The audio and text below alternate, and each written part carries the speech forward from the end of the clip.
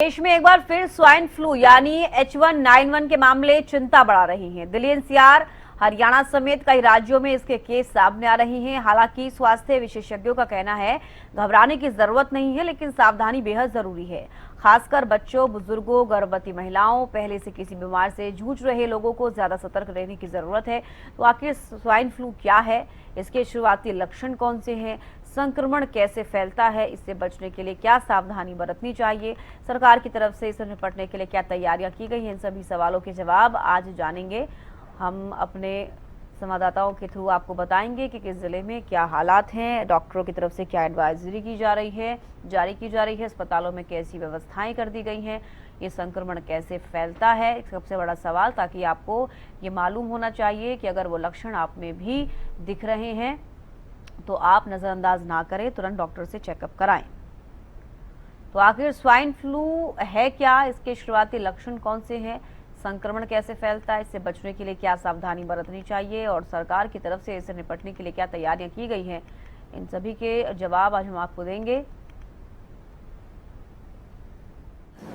हमने इसके लिए एक आइसोलेशन वार्ड बना दिया है जिसमें 3 बेड हैं अलग से। अगर कोई ऐसा संदिग्ध दाखिल होता है तो हम उस वार्ड में उसको दाखिल करेंगे और उनके सैंपल लेके टेस्ट करवाएंगे। हाँ, मैं लोगों से अपील करूँगा कि भाई ज़्यादा भीड़ भाड़ वाले इलाके में ना घूमें, और अगर आपको कोई सिम्टम आता है, खांसी जुकाम होता है, बुखार होता है, सर दर्द होता है, तो आप उसका तुरंत इलाज लें और सरकारी अस्पताल सिरसा हमेशा आपकी सेवा में उपलब्ध है। और ज्यादा जानकारी के साथ लाइव जुड़ गए हैं गुरुग्राम से संजय। गुरुग्राम में फिलहाल क्या हालात हैं, अब अगर बात की जाए स्वाइन फ्लू को लेकर, क्योंकि न केवल सिर्फ हरियाणा में, अब पूरे देश में जगह जगह इस तरह के केसेस सामने आ रहे हैं।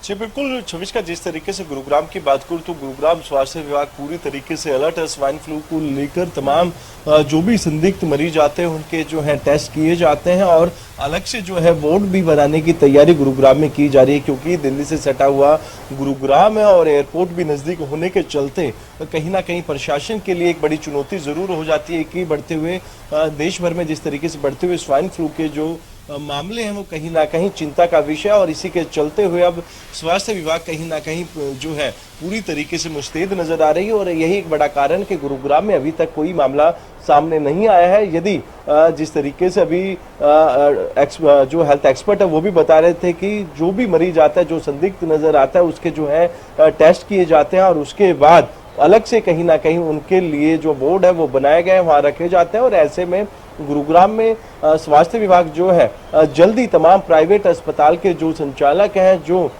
जो मैनेजमेंट है, उनके साथ भी एक मीटिंग करेगी और उनको भी जरूरी दिशा निर्देश दिए जाएंगे, जिस तरीके से लगातार स्वाइन फ्लू के जो मामले बढ़ते हुए दिखाई दे रहे हैं देश भर में। जी बिल्कुल, तो स्वाइन फ्लू के मामले तो लगातार बढ़ रहे हैं, लेकिन क्या एडवाइजरी जारी की जा रही है लोगों के लिए स्वास्थ्य विभाग द्वारा, डॉक्टरों द्वारा?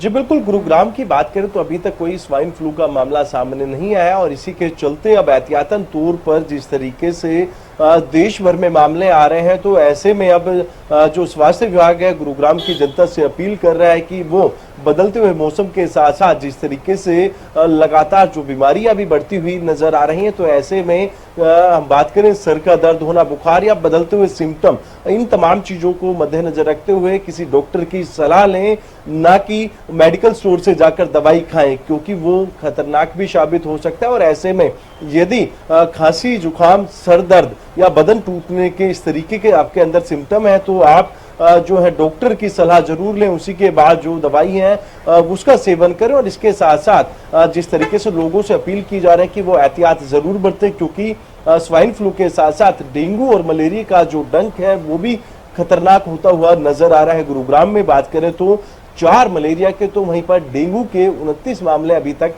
सामने आ चुके हैं। और इसी के बीच में स्वाइन फ्लू का खतरा बढ़ना तो जाहिर तौर पर कहीं ना कहीं स्वास्थ्य विभाग के लिए भी एक बड़ी चुनौती और चिंता का विषय। और इसी के चलते समय रहते हुए उन्होंने जो है तमाम डॉक्टरों को जो है सलाह दी है कि वो जो भी संदिग्ध नजर आए उनके सैंपल टेस्ट कराए जाए, उनके ब्लड सैंपल लिए जाए और उसके बाद जो है उनको अलग वार्ड में शिफ्ट किया जाए।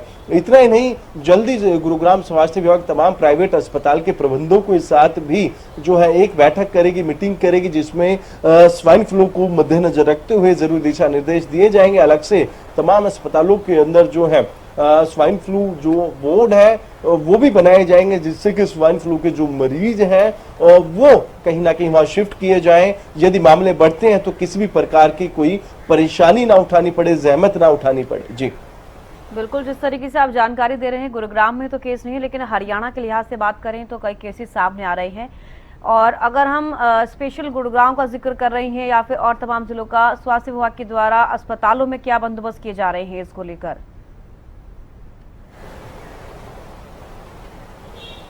जी बिल्कुल, मैंने अभी बताया आपको, गुरुग्राम में जो है स्वाइन फ्लू वार्ड की तैयारी की जा रही है। जल्दी गुरुग्राम में स्वाइन फ्लू जो वार्ड है वो बनाया जाएगा और डॉक्टरों की जो टीम है, जो भी सामान्य अस्पताल के अंदर आता है, उनसे सिम्टम पूछे जाएंगे और उसके बाद उनके जो है सैंपल्स लिए जाएंगे, ब्लड सैंपल लिए जाएंगे, साथ ही साथ उनके टेस्ट किए जाएंगे। यदि उस टेस्ट के अंदर स्वाइन फ्लू पाया जाता है तो उनको जो वार्ड बनाया जाएगा उसके अंदर शिफ्ट किया जाएगा, क्वारंटाइन उनको किया जाएगा। तो इसको मद्देनजर रखते हुए स्वास्थ्य विभाग अलर्ट जरूर नजर आ रहा है। लेकिन जिस तरीके से आप जिक्र कर रहे थे, प्रदेश भर के तमाम जिलों में, अलग अलग जिलों की बात करूं तो वहां पर स्वाइन फ्लू का जो खतरा है वो बढ़ता हुआ नजर आ रहा है। और जिस तरीके से मैंने पहले भी जिक्र किया, दिल्ली से सटा हुआ गुरुग्राम है और एयरपोर्ट नजदीक होने के चलते, क्योंकि तमाम जो हजारों लाखों लोग हैं वो आए दिन कहीं ना कहीं वो दिल्ली से गुड़गांव, गुड़गांव से दिल्ली सफर करते हैं, और साथ ही साथ एयरपोर्ट नजदीक होने के साथ साथ इंटरनेशनल जो ट्रैवल करने वाले लोग हैं तो वो भी कहीं ना कहीं गुरुग्राम में आते हैं। तो जाहिर तौर पर अब जो टेस्टिंग है स्वास्थ्य विभाग के द्वारा वो बढ़ाई जा रही है। यदि कोई भी मरीज पाया जाता है तो उसकी ट्रैवल हिस्ट्री भी ली जाएगी कि वो कहाँ कहाँ वो जाके आए हैं, कहाँ घूम के आए हैं और किस काम से वो वहां पर गए थे। तो इन तमाम चीजों को लेकर स्वास्थ्य विभाग अब मुस्तैद नजर आ रहा है। जी ठीक है संजय, लौटूंगी पूर्व DG health doctor Satveer Chaudhary ji हमारे साथ जुड़ गए। सर बहुत स्वागत है आपका हरियाणा न्यूज पर। नमस्कार जी, धन्यवाद। सर देखिए, एक बार फिर से हम बात करें स्वाइन फ्लू को लेकर, तमाम चर्चाएं हैं, केसेस सामने आ रहे हैं, न केवल सिर्फ हरियाणा में, पूरे देश में हम देख रहे हैं। अभी सबसे पहले हरियाणा में पूछना चाहूंगी, स्थिति क्या कंट्रोल में है स्वाइन फ्लू को लेकर? देखो, सबसे पहले मैं एक मोटी बात बताना चाहता हूँ जी, कि हमें प्रिकॉशन लेनी है सारी पूरी, और लोगों को प्रिकॉशन अच्छी तरह याद हो गई है, क्योंकि कोविड की प्रिकॉशन वो भी एयरबॉर्न ड्रॉपलेट बॉर्न था, इसलिए प्रिकॉशन सबको याद हो गई है कि दूरी रखनी है, मास्क लगाना है, डिस्टेंस रखना है, ये सबको प्रिकॉशन भी याद है। प्रिकॉशन पूरी लेनी है, भीड़ भाड़ वाले इलाके में नहीं जाना, और किसी को थोड़ा सा जुकाम है, खांसी है तो उससे दूर रहना है और उसको मास्क पहनना है। ये प्रिकॉशन सबको याद हो गई है। लेकिन जरूरी बात यह है कि स्केयर नहीं करना, हमें आफत नहीं मचानी, लोगों में ये नहीं होना चाहिए कि पैनिक ना हो जाए, वो ठीक नहीं है, क्योंकि पैनिक से इनडायरेक्टली जब डर होता है मन में तो उससे इम्यूनिटी कमी होती है। नंबर 3, हमें इम्यूनिटी बढ़ानी है। इम्यूनिटी बढ़ाने के जो भी उपाय हैं, कुछ आयुर्वेदिक है, कुछ विटामिन सी है, जिंक है, वो हमने सारे उपाय करने हैं इम्यूनिटी बढ़ाने के लिए। चौथी बात ये है कि इसके सिम्टम क्या है, हम ज्यादा सिम्टम में ना जाएं, टेक्निकल बात है, सिर्फ ये मान लें कि आजकल किसी को कोई जुकाम होता है, खांसी होती है, नाक बहता है, तो वो स्वाइन फ्लू हो सकता है, बस जी, सिर्फ इतना ही मान लें। और साथ में उसको सांस लेने में तकलीफ है, बुखार ज्यादा है, ऐसी कोई बात है तो उसको थोड़ा सा और सीरियसली ले लें, बस इतने से काम चल जाएगा।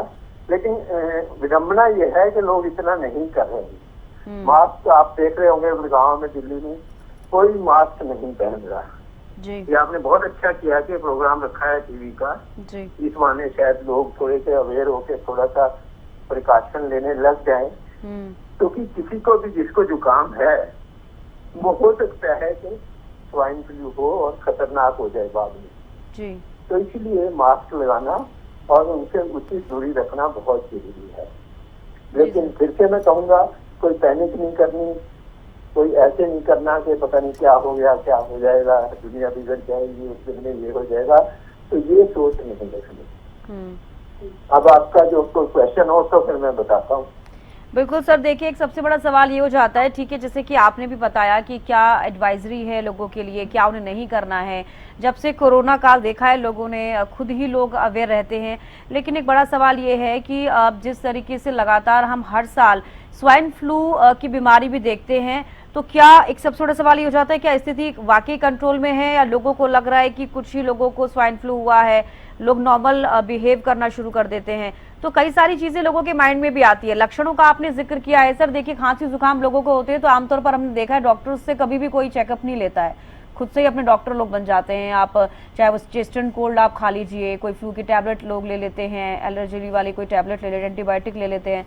तो सर कई सारी चीजें ऐसी भी देखने को मिलती हैं। हाँ, तो अपने आप दवाई नहीं लेनी चाहिए सिवाय पैरासीटामोल के, और कोई भी दवाई खुद ना लें। जो हम एंटीबायोटिक लेते हैं, एंटीबायोटिक से वायरस तो नहीं मरेगा। एंटीबायोटिक इसलिए दिए जाते हैं कि सेकेंडरी इन्फेक्शन ना हो। वायरस के ऊपर तो एंटीबायोटिक कोई असर नहीं करती और उल्टा नुकसान करती है, हमारी इम्यूनिटी कम करती है। तो एंटीबायोटिक अपने आप नहीं लेने। डॉक्टर कहता है एंटीबायोटिक लो तो एंटीबायोटिक ले, अपने आप हमें प्रिकॉशन लेनी है। मास्क पहनना है, उचित दूरी रखनी है। ये दो काम ही कर लें। भीड़ भाड़ वाले इलाके में फिजूल में ना जाए, जैसे मंडी है, सिनेमा घर है, पार्टियां हैं, जहाँ लोग नजदीक के छत पे खड़े होते हैं, ऐसे होते हैं, ऐसी जगह पर ना जाएं। और जिसको इन्फेक्शन है या जाए तो आप मास्क जरूर पहन लें तो अच्छा रहेगा। सिर्फ प्रिकॉशन ही लेनी है, इससे ज्यादा अभी मुझे नहीं लगता कुछ है। और जो आपने रिपोर्ट बताई गुड़गांव में केस आए हैं, हो सकता केसेस से ज्यादा हो।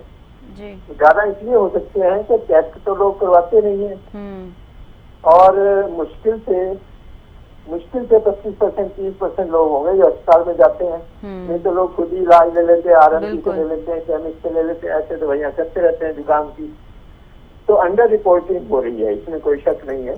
केस जो है जो इसमें रिपोर्ट हुए हैं, हो सकता है उससे ज्यादा हो। ठीक है, लेकिन पैनिक नहीं खड़ी करनी, स्केयर नहीं खड़ा करना। हो सकता है केस डेफिनेटली ज्यादा हो। प्रिकॉशन पूरी की पूरी लेनी है। प्रिकॉशन में कोई हमें कोताही नहीं बरतनी। ठीक है सर, मैं लौटूंगी आपके पास। संजय भी गुरुग्राम से हमारे साथ बने हुए हैं। संजय, देखिए अभी आपने सुना कि डॉक्टर सत्यवीर जी भी हमारे साथ, पूर्व DG हेल्थ जुड़े हुए हैं। उन्होंने भी कहा कि देखिए जैसे आप कह रहे हैं गुरुग्राम में अगर जिक्र नहीं किया गया है स्वाइन फ्लू को लेकर, केसेस सामने नहीं आए हैं, तो कुछ जगह ऐसी भी है जहाँ पर खुद से ही लोग टैबलेट्स ले लेते हैं, डॉक्टर से चेकअप नहीं कराते। तो पुष्टि कैसे होगी कि उनको स्वाइन फ्लू हुआ है? ये एक बहुत बड़ा सवाल है। जी बिल्कुल छविश का, जिस तरीके से हमने अभी डॉक्टर की राय सुनी तो उन्होंने साफ तौर पे यही कहा है कि जिस तरीके से पहले मैंने भी जिक्र किया था कि बिना डॉक्टर के सलाह के कोई भी आप मेडिसिन नहीं लेंगे। यदि आपको खांसी जुकाम या बुखार की शिकायत है तो आप डॉक्टर से सलाह लें और उसी के बाद कोई मेडिसिन लें, और उचित दूरी का ध्यान रखें। साथ ही साथ आपको जुकाम है, खांसी है तो मास्क का इस्तेमाल जरूर करें। और जिस तरीके से अभी आपने कहा कि कुछ लोग ऐसे हैं कि उनको खांसी जुकाम बुखार होता है तो केमिस्ट से दवाई ले लेते हैं, साथ ही साथ जो है अलग अलग डॉक्टर से वो दवाई ले लेते हैं जो कि डिग्री उनके पास नहीं होती। लेकिन ऐसे में कहीं ना कहीं वो लोग लापरवाही बरत रहे हैं और उनकी कहीं ना कहीं वो अपने स्वास्थ्य के साथ भी खिलवाड़ करते हुए नजर आ रहे हैं। ये एक बड़ी चीज है, क्योंकि जिस तरीके से बिना डॉक्टर की सलाह से आप कोई भी जो है मेडिसिन लेते हैं, दवाइयाँ लेते हैं, तो कहीं ना कहीं वो आपके लिए हार्मफुल हो सकती हैं। और जिस तरीके से अभी हेल्थ एक्सपर्ट ने भी साफ तौर पर यही कहा कि आपको कहीं ना कहीं मेजर जो हम बात करें एहतियात है वो बरतने की जरूरत है। भीड़ भाड़ वाले जगह से जाने से बचें। यदि आपको खांसी और जुकाम है तो आप डॉक्टर से सलाह जरूर लें, अपने टेस्ट कराएं, क्योंकि टेस्ट के बाद ही साफ हो पाएगा कि आपको स्वाइन फ्लू है या फिर वायरल फीवर है या फिर बदलते हुए मौसम के कारण कहीं ना कहीं आपकी सेहत में कहीं ना कहीं जो है थकावट नजर आ रही है। जब तक आप टेस्ट नहीं कराएंगे तो साफ नहीं हो पाएगा कि आप स्वाइन फ्लू से ग्रस्त हैं, और उसके हिसाब से ही आप दवाई ले सकते हैं, अपना उपचार करा सकते हैं। यदि आप डॉक्टरों की सलाह नहीं लेते हैं, खुद ही केमिस्ट से जाकर दवाई लेकर खाते हैं, तो कहीं ना कहीं वो आपके लिए घातक भी साबित हो सकती है। चमशका। ठीक है, मैं लौटूंगी आपके पास। पूर्व डीजी हेल्थ डॉक्टर सतवी चौधरी जी भी हमारे साथ जुड़े हुए हैं। सर, मेरा सवाल आपसे ये भी रहेगा कि हम हर साल जिस तरीके से स्वाइन फ्लू के मरीज देखते हैं, जैसे मैंने पहले जिक्र किया, तो क्या ये कोई सीजनल इसको कहा जा सकता है, हर साल देखने को मिलता है, या कोई और वजह इसकी देखी जा रही है, कोई नया वेरिएंट, या फिर क्या इसको कहा जा सकता है? सर हाँ, बहुत अच्छा सवाल आपने पूछा जी। देखो, पहली बात तो ये है कि जैसे नाम ही बता रहा है स्वाइन फ्लू, तो डक्स में, बर्ड्स में ये बीमारी होती है, लेकिन उनमें सीरियस नहीं होती जी। इसी तरह सुअर में जैसे होती है, लेकिन उनमें सीरियस नहीं होती है। उनमें एक तरह से वायरस जो है फैलता रहता है, वो ज्यादा उनको घातक नहीं होता, लेकिन रिजर्वायर रहता है उनके पास। और दूसरा, हर जीव की एक टेंडेंसी रहती है अपने आप को कैसे बचाया जाए जी। हर जीव इसी तरह, हर जीवाणु, हर वायरस, हर बैक्टीरिया चेंज होता रहता है समय के साथ, समय के अनुकूल अपने बदलाव करता रहता है। तो जैसे आदमी बदलाव करता है समय के अनुसार, मौसम के अनुसार, इसी प्रकार हर कीट, हर बैक्टीरिया, हर वायरस अपना थोड़ा बहुत प्रारूप चेंज करता रहता है। तो इसीलिए इन चीजों के वैक्सीन नहीं बन पाते। वायरस के आमतौर पे वैक्सीन इसीलिए नहीं बन पाते कि वो बार बार अपना रूप बदल करके आ जाता है। हम वैक्सीन बनाते हैं और 2 साल वैक्सीन बनाने में लगते हैं और पता लगता है उसने रूप बदल लिया कि वो वैक्सीन उससे असर ही नहीं कर रहा। बिल्कुल। तो इस तरह से, इसलिए रूप तो वो बदलेगा ही, हर बार रूप बदल के आ जाता है जी। और वो शुगर के अंदर या इन बत्तख के अंदर या बर्ड के अंदर वो रहता है रूटीन में, लेकिन उनको ज्यादा तकलीफ नहीं देता। जब वो ह्यूमन में आता है तो ह्यूमन में वो घातक रूप ले लेता है, छाती में चला जाता है, सांस लेने में दिक्कत आ सकती है, और बाकी इन्फ्लुएंजा लाइक सिम्टम, जुकाम, खांसी, वो तो करता ही है जी। और सर, एक सवाल और कि क्या कोई एज क्राइटेरिया हम देख रहे हैं जिसमें सबसे ज्यादा, चाहे वो बच्चों का जिक्र करें या फिर बुजुर्गों का, जिनको सांस लेने से संबंधित कोई दिक्कत होती है, उनको ज्यादा देखा जा रहा है? नॉर्मल किसी में भी, किसी भी वर्ग एज में हम देख सकते हैं इस बीमारी को? बिल्कुल, आपने ये बिल्कुल ठीक पॉइंट उठाया। जैसे कि कोविड में था, वही चीज यहाँ है जी। इम्यूनिटी जो है उम्र के साथ कम होती रहती है, ये एक नेचुरल चीज है। इसी प्रकार बच्चों में भी इम्यूनिटी कम होती है जी। एक तो इम्यूनिटी कम होती है, दूसरा बीमारी ज्यादा घातक होती है। जब एक तरह से हमारा वो दुश्मन है वायरस, हम उसके दुश्मन हैं। जब हम कमजोर होते हैं, यानी कि जब होस्ट, बच्चा या बूढ़ा कमजोर होगा, तो वायरस इनडायरेक्टली पावरफुल हो जाएगा और वो ज्यादा असर करेगा हमारे पे, ज्यादा घातक बीमारी करेगा। इसलिए बच्चों में और बुजुर्गों में खास तौर पे हमें और ज्यादा केयरफुल रहना है। इसी प्रकार गर्भवती महिलाओं में, ठीक है सर, उसमें और ज्यादा प्रिकॉशन लेने की जरूरत है। उनको तो मास्क पहनना ही पहनना है और भीड़-भाड़ इलाके में नहीं जाना।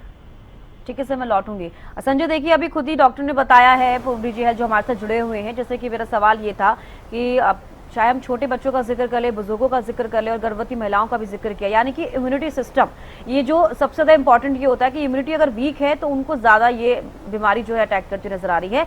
लेकिन अस्पतालों में अब जो ओपीडी के मरीज हैं, इमरजेंसी वार्ड में जो पहुंच रहे हैं, उनमें आप सबसे ज्यादा कौन से मरीज देख रहे हैं, अगर गुरुग्राम का जिक्र करें संजय? जी बिल्कुल, इस बदलते हुए मौसम की बात करें तो अस्पतालों के अंदर जो है मरीजों की संख्या बात करें करीबन 20 से 30% जो है वो बढ़ जाती है, क्योंकि लोग लापरवाही बरतते हैं, कभी धूप कभी छाया, और बरसात के दौरान खान पान का भी कहीं ना कहीं लोग लापरवाही करते हैं। और यही एक बड़ा कारण कि अस्पतालों के अंदर इस बदलते हुए मौसम में मरीजों की संख्या बढ़ जाती है। इस बात करें, एज ग्रुप की बात करें तो 30 से लेकर 50 साल तक के जो लोग हैं उनकी अधिक संख्या अस्पतालों के अंदर बढ़ती हुई नजर आ रही है। छोटे बच्चे भी अस्पताल के चक्कर लगाने को मजबूर हैं, तो वहीं पर बुजुर्ग लोग हैं इस बदलते हुए मौसम में वो भी अस्पताल के अंदर हैं। तो जाहिर तौर पर क्योंकि बदलता हुआ मौसम है और इस मौसम के साथ साथ लोगों को कहीं ना कहीं वायरल फीवर की शिकायतें आती हैं, खांसी जुकाम की शिकायतें आती हैं, और इसी बीच स्वाइन फ्लू का जो खतरा है वो बढ़ता हुआ नजर आ रहा है। तो ऐसे में कहीं ना कहीं अब उन डॉक्टरों के लिए भी बड़ी चुनौती है, जो कि लोग अस्पताल के अंदर पहुंच रहे हैं अपने इलाज के लिए, और उसके बाद जब उनके टेस्ट कराए जाएंगे, यदि स्वाइन फ्लू आता है तो कहीं ना कहीं लोगों को भी कहीं ना कहीं एहतियात बरतने होंगे। जिस तरीके से डॉक्टर साहब ने कहा कि कम्युनिटी से बचे। भीड़ भाड़ वाले इलाके से यदि आपको खांसी जुकाम बुखार के सिम्टम है तो भीड़ भाड़ वाली जगह से आप बचें, मास्क का आप इस्तेमाल करें। साथ ही साथ यदि आपकी इम्यूनिटी जो है कमजोर है तो उसको बढ़ाने के लिए इस तरीके के जो मिनरल है या फिर जो चीजें हैं उसका आप सेवन करें, जिससे कि आपकी इम्यूनिटी जो बढ़ सके और कहीं ना कहीं संक्रमण को मात दे सके।